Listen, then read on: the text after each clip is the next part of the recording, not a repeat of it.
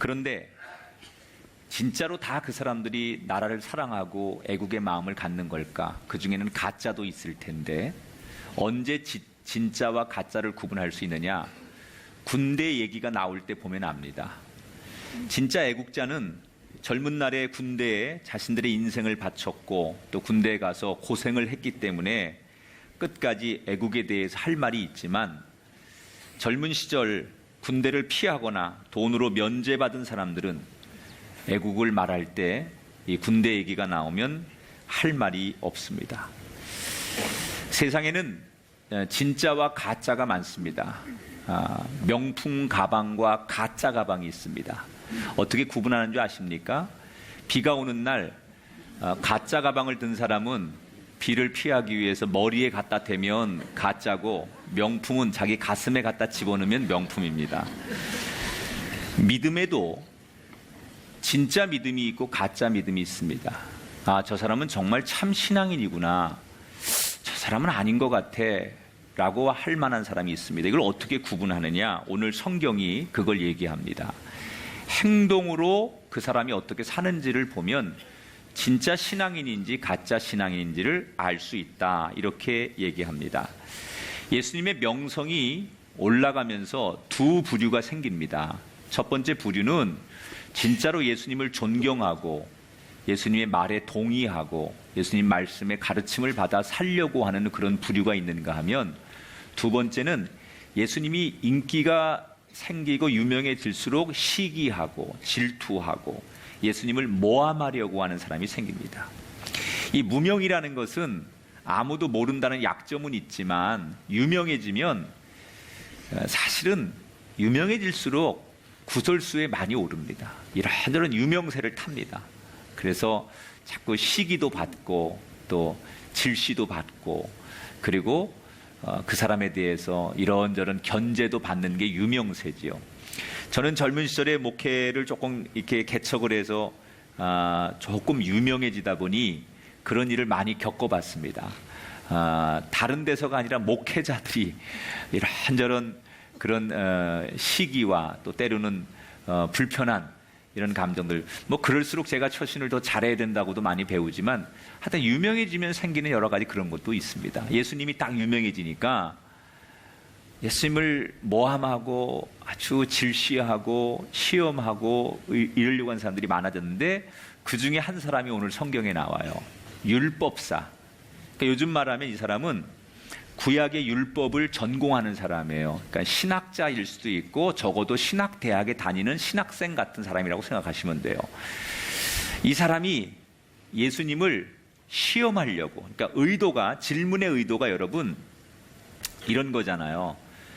진짜로 몰라서 듣고 싶어서 질문하는 경우가 있고, 그 사람 얘기를 듣고 싶어서 질문할 경우가 있고, 아니면 그 사람을 곤란하게 할 생각으로 질문할 수도 있고, 또 질문 속에는 진짜 그 사람이 하고 싶은 얘기를 경청하려고 질문할 수도 있고, 아니면 내가 듣고 싶은 대답을 들으려고 질문할 경우도 있어. 근데 이 사람은 자기가 듣고 싶은 대답을 듣고 싶어서 질문하는 거고요, 예수님을 아주 어렵게 만들 속셈으로 질문을 하는 거예요. 뭐라고 질문하느냐? 내가 무엇을 해야만 영생을 얻을 수 있습니까? 질문 자체로 놓고 보면 아주 좋은 질문이에요. 종교인으로서 아주 기본적인, 내가 어떻게 해야 구원을 얻을 수 있고 영생을 얻을 수 있습니까? 이런 질문이에요. 근데 예수님이 이 사람의 질문의 의도를 너무 잘 아는 거예요. 이 질문이 순수하지 않다는 걸 너무 잘 아니까 예수님께서 곧바로 답을 안 하시고 질문한 사람에게 질문을 또 다시 하세요. 네가 그렇게 잘 아는 율법에는 뭐라고 써 있느냐? 너 율법을 전공하는 사람이 아니냐? 신학을 공부하는 사람 아니냐? 그 신학에서는 율법 말씀에는 뭐라고 써 있느냐? 그랬더니 이 사람이 대답하기를 율법의 근거를 인용해서 아주 정확한 대답을 해요. 자, 27절 말씀을 읽어볼게요. 시작. 내 마음을 다하고 목숨을 다하고 힘을 다하고 뜻을 다하여 주 너의 하나님을 사랑하고 또한 내 이웃을 내 자신같이 사랑하라. 이 사람은 아주 필기시험으로 따지면 100점짜리, 만점짜리 답을 했어요. 성경에 보면, 율법에 보면 이렇게 써 있습니다. 하나님을 사랑하고 이웃을 사랑하라고 써 있습니다. 예수님께서 잘했다, 아주 맞다, 그러면서 내 대답이 맞는데, 그리고 한 가지 부담되는 얘기를 하시죠. 내 대답이 맞는데 28절에 보니까 이를 행하고 그렇게 살아야 된다, 이렇게 말씀하셨어요. 네가 아무리 필기고사 잘 보고 성경을 달달달 외우고 율법을 오랫동안 연구한 그런 전문가일지라도 너한테 정말 중요한 게 있는데, 아는 만큼 나가서 그렇게 행동하고 살아야 된다, 이런 얘기예요. 여러분, 우리가 예수 얼마나 오래 믿으셨어요? 그거 중요하지 않아요. 무슨 교회 다니세요? 어느 교회 다니세요? 그거 중요하지 않아요, 여러분. 여러분, 정말 중요한 건 여러분이 아는 만큼, 말씀을 아는 만큼, 은혜 받은 만큼 우리의 삶 속에서 그것을 실천하느냐, 행동하느냐, 이게 대단히 중요한 거예요. 내 신앙이, 여러분 배우자나 가족들의 신앙이 진짜일까? 참신앙일까? 이걸 어떻게 하느냐? 우리의 삶의 자리에서 우리가 얼마나 은혜 받고 말씀을 아는 것을 실천하는지를 보면 그게 진짜 신앙이에요. 그래서 그 사람의 신앙은 가족들이 제일 먼저 알아봐요. 제가 가끔 우리 아이들한테 물어봐요. 아버지가 목사처럼 보이냐? 어? 그 물어봐요. 근데 아직까지는 아버지 날라리처럼 보여요, 이 소리는 한 번도 안 들어봤어요. 네, 아버지가 목사처럼 보여요. 왜 아버지를 존경하냐? 근데 뒤에서는 뭐라고 대답하는지 모르겠지만 내 앞에서는 네, 아버지를 존경하지요, 이렇게 얘기를 해요. 제가 잘한다는 건 아니에요. 그러나 적어도 가족들이 봤을 때, 아, 이 사람이 자기가 갖는 믿음이 이런 면에서는 진실하구나라는 것을 가까운 사람은 알죠. 왜? 자기가 말한 대로 얼마나 그 삶으로 실천하는지를 보면 아니까. 행함이라고 하는 것이 얼마나 중요한지 성경에서는 굉장히 많이 얘기하거든요. 예를 들어서 요한일서 4장 20절에 보면 누구든지 하나님을 사랑하노라 하고 그 형제를 미워하면 이것은 거짓말하는 거다. 응? 보는 바 그 형제를 사랑하지 아니하는 자는 보지 못하는 바 하나님을 사랑할 수 없다 그랬어요. 말로는 사랑한다고 하는데 행동하지 않으면, 행동 속에 미움이 있다면 그 거짓이라는 거예요. 더 나아가서, 아니 보이는 사람도 사랑하지 못하면서 보이지 않는 하나님을 사랑한다고 기도하고 하나님 사랑합니다 이렇게 말하는 거 다 위선이라는 거예요. 아주 간단해요. 우리의 신앙이 진짜인지 아닌지 그거 진실 테스트하는 거 간단하다는 거예요. 기도 잘하고 말 잘하고 뭐 토론 잘하고 교회에서 뭐 이것저것 봉사 많이 한다고 그게 진실이 다 아니라는 거예요. 아무리 말로 사랑을 말하지만 남을 섬기지 않고 베풀지 않고 나누지 않는다면 그거 다 거짓이다, 그런 말이에요.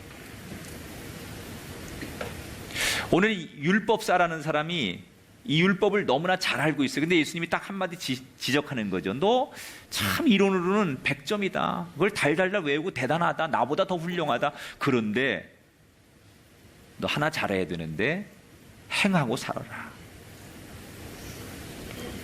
여러분에게 묻겠습니다. 여러분 하나님을 사랑하십니까? 네. 하나님을 믿으십니까? 네. 그러면 아멘 한 만큼 여러분의 삶의 자리에서 행함으로 드러나게 되기를 축복합니다. 네. 자, 이 율법사는 정답을 잘 알았어요. 그런데 아까도 얘기했듯이 의도 자체가 이미 자기는 그렇게 행동할 마음이 없는 사람이에요. 예수님을 어떻게 하면 곤란하게 내가 알고 있는 이 지식으로 예수님과 맞짱 토론해가지고 내 능력을 사람들 앞에 과시하고 싶은 그런 마음에서 이 질문을 던진 거거든요. 내 이웃을 내 몸처럼 사랑하라 그랬더니 물러설 생각이 없는 거예요, 율법사가. 예수님한테 뭐라고 다시 질문하느냐? 그럼 선생님, 이웃이 도대체 누굽니까? 이웃을 내 몸처럼 사랑하라고 하셨는데 도대체 이웃은 누굽니까? 이렇게 질문했어요. 자, 여러분에게 물어볼게요. 여러분 이웃이 누굽니까? 우리는 이웃 그러면 굉장히 편협적인 생각을 가지고 있어요. 대개 우리들 보고 당신의 이웃이 누굽니까? 이렇게 물어보면 나하고 친한 사람, 적어도 가깝고 말이 잘 통하고 나를 해치지 않는 사람, 이걸 우리는 이웃의 개념으로 생각해.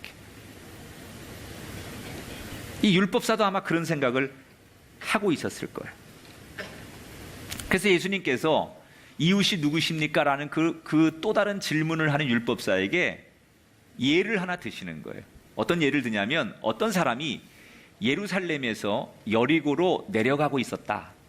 근데 이 여리고와 예루살렘은 그 당시 예수님 당시에 그 살고 있던 지명이거든요. 근데 그 가는 길이 피의 길이라고 사람들이 부를 정도로 대단히 위험하고 치안이 잘 되지 않는 길이에요. 그래서 도적과 강도가 많은 길이라는 걸 다 알아요. 율법사도 알고 모든 사람이 알아요. 근데 그 위험한 길을 한 유대인이 지나가다가 걱정했던 대로 강도를 만나요. 그래서 모든 걸 다 뺏기고 입고 있던 옷까지 다 뺏기고 그리고 두들겨 맞아가지고 머리에 피를 흘리고 쓰러져서 정신을 잃고 죽어가고 있는 거예요. 이렇게 어떤 한 사람이 지금 어려움을 당하고 있는데 이 사람 앞에 세 사람이 지나간다는 거예요. 지금 예수님이 예를 드는 거예요. 자, 여러분, 경제가 어렵고 살기가 힘들수록 사실 우리가 살아가는 우리 주변에도 이런 강도 만한 이웃들이 참 많아요. 특히 요즘 많은 것 같아요. 보증 섰다가 잘못된 분, 누군가의 배신 때문에 어렵게 사는 분, 사업하다가 망한 분, 직장에서 해고된 분, 또 대학을 졸업했지만 직장을 구하지 못해서 여전히 취업의 문을 뚫고 들어가지 못하는 젊은이들, 다 이 사람들 우리 주변에 강도 만난 이웃들이죠. 삶이 힘들고 희망이 없고 인생이 곤고한 이런 사람이 우리 주변에 많아요. 이런저런 모양으로 강도 만난 이웃들이 우리 주변에도 있어요.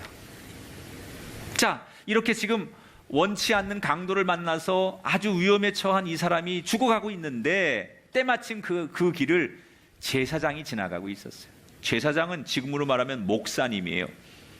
여러분, 상식적으로 목사가 지나가다가 어려운 사람을 만나면 어떻게 해야 돼요? 어이구! 얼른 도와주는 게 상식 아니에요. 그런데 이 제사장이 이 죽어가는 강도 만난 사람을 그냥 보고도 모른 척하고 지나갔다는 거예요. 그 당시는 119도 없어요. 여기는 사람이 많이 다니는 길이 아니에요. 그래서 이렇게 그냥 방치해두면 이 사람이 죽는다는 걸 알아요. 그런데도 제사장이 그 사람을 보고 그냥 지나쳐 버렸대요. 여러분, 나쁜 사람이라고 손가락질하고 싶죠? 그런 게 무슨 목사야?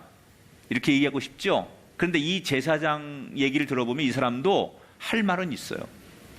왜 그냥 갔습니까? 두 가지 이유가 있어요. 내가 모르는 사람입니다. 여러분, 요즘 같은 세상에 순수한 마음으로 어려움에 처한 사람을 도와주면 봉변당하는 일이 참 많습니다. 그렇죠?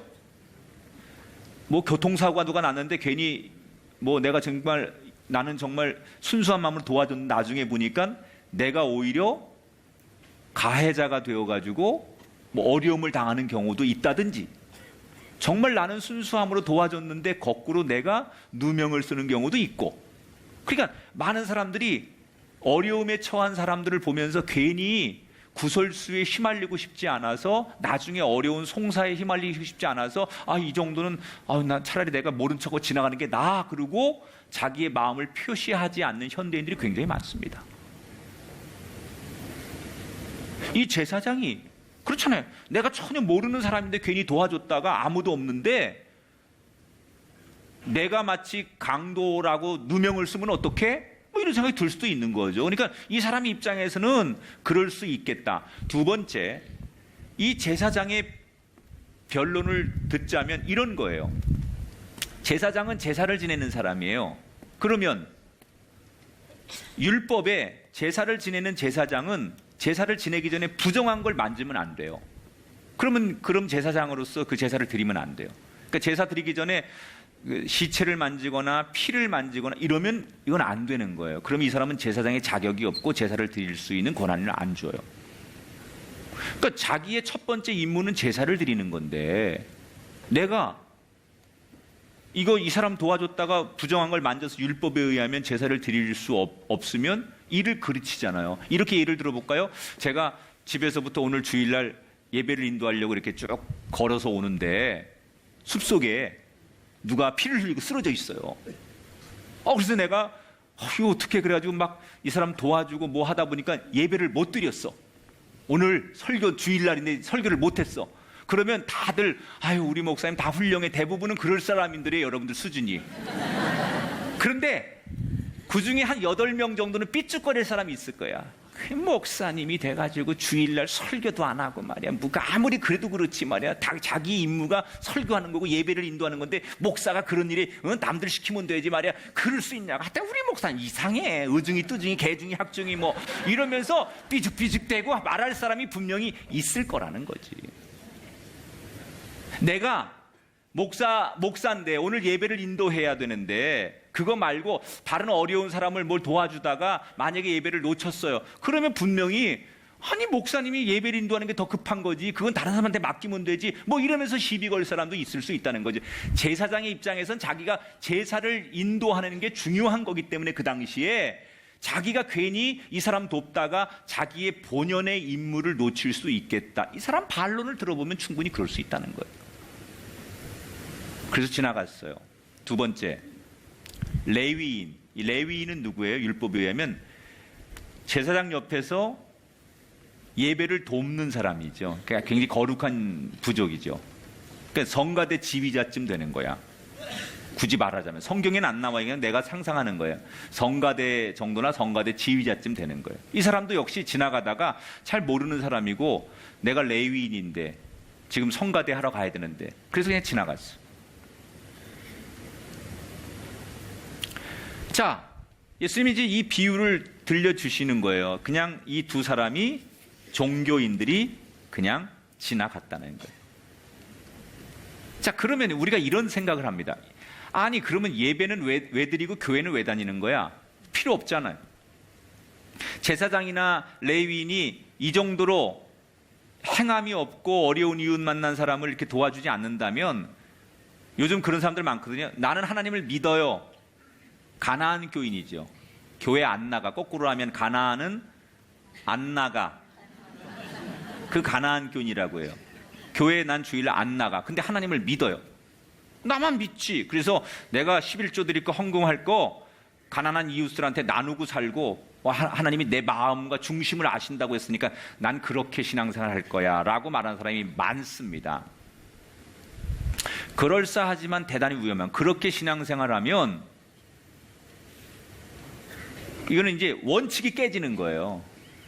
그러니까 완전히 기본적인 질서를 깨는 거예요. 하나님께서 분명히 교회를 예수님의 몸과 피값과 흘리신 피와 살로 교회를 세워주신 거고, 이것이 예수님의 상징이고 이것을 이루어서 하나님께서 예배를 통해서 우리를 만나주시는 거예요. 이건 기독교의 성경의 진리예요. 그러니까 이 진리까지 막 자기들이 가공해가지고 이렇게 믿어도 돼, 인터넷으로 예배 드려도 되고 뭐 어디 가서 예배 드려도 되고 내 마음만 있으면 돼. 이거는 우리가 정하는 거. 하나님이 원래 이 땅에게 주신 창조의 질서, 교회론을 우리가 인위적으로 정하는 거니까 이건 안 된다는 거예요. 그러면 예배는 왜 드리는 거냐? 잘 들으세요.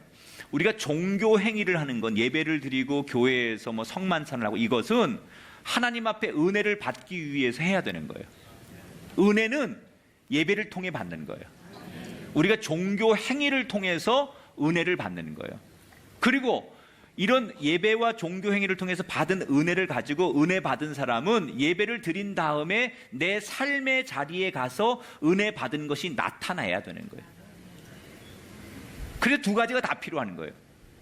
예배는 은혜를 받기 위해 필요한 거고, 내가 은혜를 받았으면, 하나님의 은총을 입었으면 그 받은 은총을 가지고 밖에 나가서 삶의 자리에서 받은 은혜가 드러나야 된다는, 그것을 행함이라고 하는 거예요.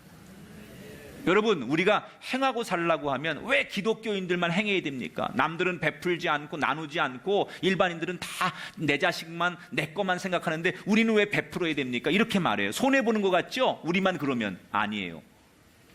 우리가 하나님 앞에 받은 사랑에 비하면 세상에 나가서 베푸는 건 1000분의 1, 100분의 1도 안 돼요.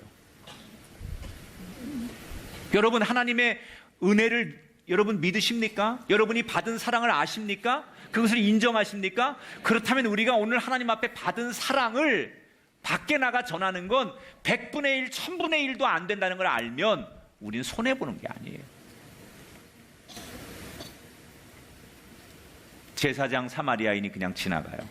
그런데 제사장 레위인이 그냥 지나가요. 근데 세 번째 사마리아인이 지나가요. 율법사가 생각할 유대인들은 마치 백인이 흑인들과의 갈등처럼, 백인이 그 인종차별 많이 하잖아요. 그런 것처럼 그 당시 유대인들은 사마리아인 그러면 백인이 흑인 보듯이 인종차별하는 그런 집단이에요. 사람처럼 여기지 않고 거룩한 유대인들이 봤을 때는 어울릴 만한 집단이 아닌 사람이 사마리아인이에요. 그런데 자기들이 그렇게 멸시하는 사마리아인 한 사람이 지나가는데 이 사람이 피를 흘리고 쓰러져 있으니까 얼른 가가지고 이 사람을 치료하고 도와줬다는 거예요. 그러면서 예수님께서 묻는 거예요. 율법사에게 이 세 사람 중에 너는 누가 진짜 이웃이라고 생각하냐? 그랬더니 이 율법사가 사마리아인이요, 끝까지 그런 얘기 안 하고 뭐라고 해요? 자비를 베푼 자니이다, 이렇게 말해요. 옳도다. 누가 내 이웃이냐? 그 어려울 때 행동하는 사람이 내 이웃이라는 거예요. 내가 생각할 때 이 유대인이 내 이웃이고 율법적인 사람이 내 이웃이고 율법에서 말하는 요 사람이 내 친구고, 그게 내 친구가 아니라 어려울 때 나를 도와줄 수 있고 어려울 때 그 상황에서 행동하는 그 사람이 진짜 내 친구고 내 이웃이다 라고 말하는 거예요. 누가 내 이웃이냐가 아니라 누가 내 이웃이 되어주느냐예요. 그러니까 이웃의 개념은 내 중심이 아니에요. 내가 봤을 때 이 친구는 나하고 친한 친구니까 동창이니까 내 친구야, 내 이웃이야. 이게 아니라는 게 성경에서 말하는 것은 상대방의 입장에서 생각하는 게 이웃이라는 거예요. 나한테 잘해주느냐, 나한테 도움이 되느냐, 이게 이웃이 아니라 그거와 상관없이 어려움에 처한 사람에게 국률한 마음을 갖는 거. 자, 앞에 레위인하고 제사장은 그냥 도망가듯 갔는데 이 사마리아 사람이 강도 만난 사람을 다르게 봤어요. 어떻게 봤느냐? 불쌍히 여겼어요. 성경에 보니까. 이 불쌍히 여겼다는 말을 기독교 용어로 뭐라고 해요? 궁휼히 여겼다는 거예요. 궁휼한 마음.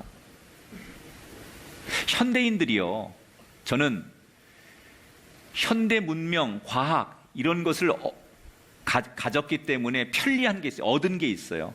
속도감, 편리함, 또 생명의 연장, 질병의 퇴치, 가난, 뭐 이런 우리가 또 생존의 문제, 이런 거로부터 우리가 하여튼 많은 보호를 받는 건 현대 문명이 주는 특혜예요. 그러나 이 현대 문명을 얻으면서 우리가 잃어버린 게 있어요. 그 중에 하나가 자연이에요.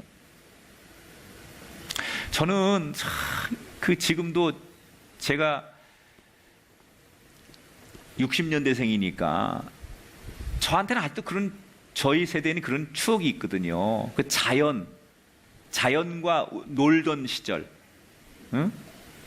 나의 살던 고향은 꽃피는 산골. 그 속에서 놀던 때가 그립습니다. 이게 우리들에겐 정서거든요. 근데 이 자연이라는 건 여러분 인간이 자연과 더불어 살아가야죠. 자연을 이기려고 하거나 자연과 맞서거나 자연을 무시하면 안 돼요. 자연이 주는 여러분 분노가 얼마나 대단합니까? 우리 저 밑에 지역에서 한번 얼마 전에 부산에서 이게 태풍이 와가지고 쑥대밭 된 거 보셨죠? 지진이 일어나니까 그 뭐 천년의 유산 경주에 뭐 이런 탑들도 무너지는 거 보셨죠? 자연은요 굉장히 우리가 같이 가야 되는 거예요. 이 자연을 인간들이 막 훼손하면 안 돼요. 신중해야 돼요. 개발 논리 때문에 자연을 함부로 하는 건 정말 어리석은 거고 창조에 벗어나는 거예요. 요즘은 신학 가운데 생태신학이라고 그래서 하나님 주신 이 자연을 어떻게 우리가 인간이 그 속에서 하나님의 뜻을 발견할 것이냐에 대한 연구를 많이, 이걸 생태신학이라고 해요. 여러분, 자연이 우리 게 아니에요. 우리 후손들이 써야 될 거 우리가 미리 지금 쓰는 거잖아요. 잘 물려줘야 되는데 우리 자식들이 써야 될 자연을 우리 마음대로 훼손해 놓고, 그럼 우리가 여러분 잘못하는 거 아닙니까? 그러니까 정말 풀 한 포기, 이 물 한 방울을 우리가 있는 그대로 잘 유지하는 거예요. 하나님이 주신 이 자연을 그대로 유지하는 게 얼마나 이게 중요한지 몰라요. 그런데 이 자연을 우리가 너무 학대하는 거예요. 그래서 이 문명이 자연을 잃어버리게 했어요. 또 하나, 우리가 이웃을 잃어버렸어요. 전 너무 안타까운 거예요. 우리에게 이웃이 없어요. 그냥 나하고 편리해서 모이는 사람, 나한테 도움을 주는 사람, 이 사람이 이웃인데 아니에요, 여러분. 옛말에, 우리말에 이웃은 사촌이라고 그랬어요. 혈연 관계 속의 사촌은요, 굉장히 가까운 거예요. 그만큼 우리 민족의 정서는 이웃은 혈연은 아니지만 그렇게 가족처럼 지내는 게 이웃이에요. 근데 언젠가부터 우린 이웃을 잃어버렸잖아요. 옆집에서 비명소리가 들리고 살려달라고 그러고, 여러분 누가 도움을 요청해도 무관심합니다. 옆집에 누가 사는지 모릅니다. 비명소리를 듣고도 안 달려갑니다. 이게 우리 이웃을 잃어버린 거예요. 옆집 사람하고 여러분 밥 먹습니까? 안 합니다. 우리가 이웃을 되찾고요, 남하고 잘 지내려면 우리 마음속에 상대를 긍휼히 여기는 마음을 가져야 돼요. 남을 시기하고 질투하는 마음이 아니라 불쌍히 여기는 마음. 이 긍휼이라는 단어가 언젠가부터 우리에게 잊혀져 버렸어요. 여러분, 긍휼히 여겨보세요. 남들이 다 돌 던져도 그 사람한테 아유, 오죽하면 저 사람이 저랬겠어? 이게 긍휼이에요. 아유, 오죽하면 저 사람이 얼마나 사는 게 각박하고 저 사람은 저 사람대로 고민됐으면 저런 행동을 했을까? 이러면서 그 사람의 마음을 조금이라도 이해하고 어루만지려고 하는 그런 안타까운 마음, 불쌍히 여기는 마음을 가지면요, 남을 쉽게 비난을 못해요. 근데 우리에겐 그런 마음이 없어요. 긍휼한 마음이 없이 뭐 조금만 나오면 그냥 우리가 여론 재판하잖아요. 저런 사람은 말이야 지구에서 쫓아버려야 돼. 예? 저런 인간들은 이러면서 온통 뭐 하나가 생기면 그 사람에 대해서 막 다 공격하고 그 사람을 우리가 막 비판하고 매도하고 그러지, 누구 하나 그 사람에 대한 긍휼한 마음이 없다는 거예요. 불쌍히 여기는 마음. 그래서 우리는 이웃을 잃어버렸어요. 오늘 제사장과 레위인은 뻔히 죽어가는 이 사람, 내가 도와주지 않으면 안 되는데 자기 논리에 빠져서 내가 이런 일을 하는 사람이기 때문에, 더 중요한 일이 이게 있기 때문에 이 일을 외면하는, 그게 뭐예요? 내 마음에 긍휼이 없다는 거예요.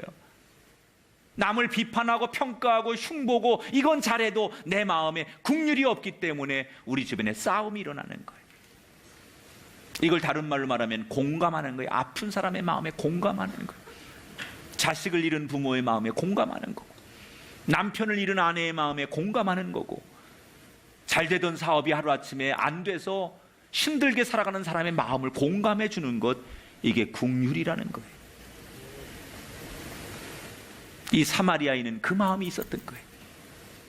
그래서 이 지나가다가 만난 이 어려움에 처한 사람을 그냥 지나칠 수 없어서 34절에 보니까 기름을 붓고 포도주를 그 상처에 붓고 싸매고 자기 짐승에 태워 주막으로 데리고 가서 돌봐주었다 그랬어요. 민간 치료 방법을 해준 거예요. 여기서 기름 붓고 포도주 부었다는 것은 상처를 소독하고 연고를 발라주는 그 당시에 민간 치료 방법이에요. 그리고 나서 자기 옷을 벗어가지고 이 사람 싸매준 다음에 자기 편하려고 지금 타고 왔던 짐승에 이 사람을 대신 태우고, 자기의 여기 데나리온의 돈을 여관 주인에게 줬대요. 이건 무슨 얘기냐면, 한 데나리온은 하루 품삯이에요. 보통 노동자들이 그 당시에 하루 일을 하면 한 데나리온을 받았는데, 2데나리온 줬다는 것은 이틀 정도 일할 만큼의 자기 일당을 주인에게 그게 전부였다는 거죠. 자기 지갑에 그게 전부였어요. 그래서 그걸 다 꺼내가지고 그 여관 주인한테 주면서, 나도 이거 이 사람 모르는 분인데 너무 딱한 처지 때문에 이 사람이 이렇게 강도 만난 것 같은데 일단 응급처치했는데 제가 지금 가진 돈이 이거밖에 없습니다. 이 사람 잘 돌봐주십시오. 제가 지금 급한 용무를 보고 다시 돌아와서 혹시 돈이 더 들면 제가 비용을 지불하겠습니다. 이 사람은 자기 있는 걸 다 줬어요. 희생한 거죠. 시간과 물질을 다 내놓고 최선을 다했어요. 여러분, 나하고 편한 사람, 나하고 친한 사람, 나하고 같은 학교 나온 사람, 이것만 이웃이라고 말하는 건 예수님의 정신이 아니라는 거예요.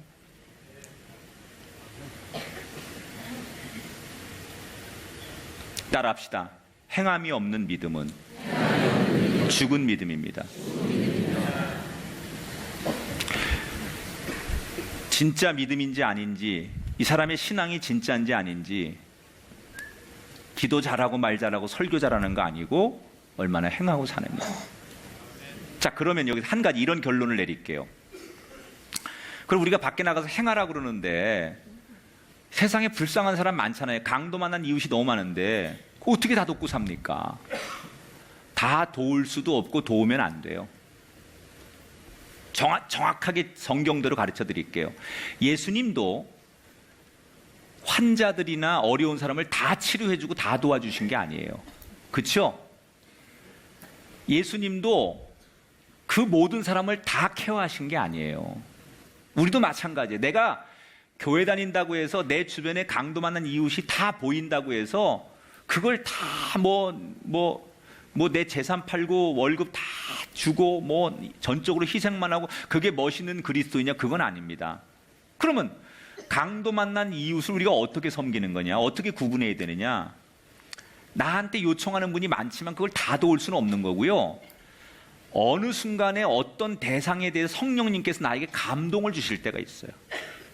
내 마음에 성령의 감동이 확 와서 거룩한 부담을 줄 때가 있어요. 그러니까 그런 사람에 대해서, 그런 이웃에 대해서는 이게 내 몫이구나라고 생각하고 섬기면 되는 거예요.